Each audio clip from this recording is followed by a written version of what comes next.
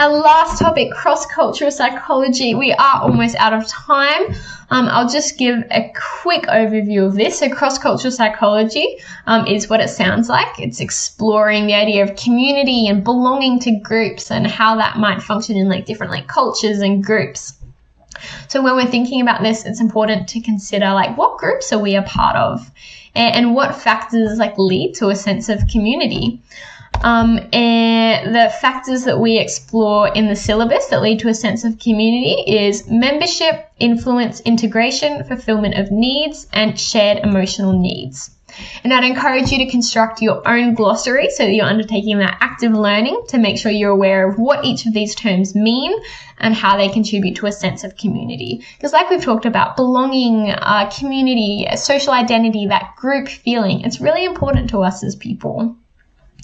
And defining culture can be very difficult, but the definition of culture that we'll discuss, or how I would define culture as aligned with the QCEE syllabus, would be like the standard or norms that a particular group of people have for the way they live. And it's learned. You learn culture. It's a system of rules established by a social group, and it always, like, it shapes your behavior. It might be expressed through food and clothing. It might influence your beliefs, your values, your attitudes, your behaviors. And it's very often deeply ingrained and like a part of our identity. It's ever changing, it's fluid, and an example would be like an ethnic culture, or it could be like the family culture, like the dynamic within your own family. Because again, we're talking about groups, and we defined groups a little bit earlier.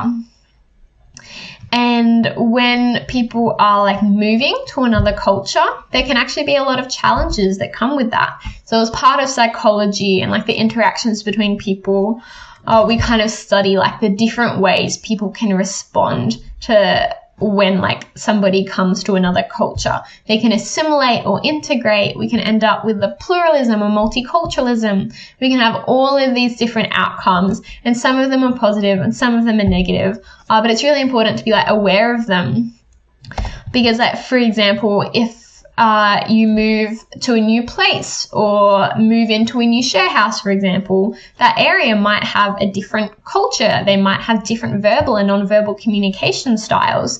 And if you're not aware of this, and if you don't learn to communicate well, then there could be conflict, which can be very unfortunate. And prejudice is another thing that can unfortunately result.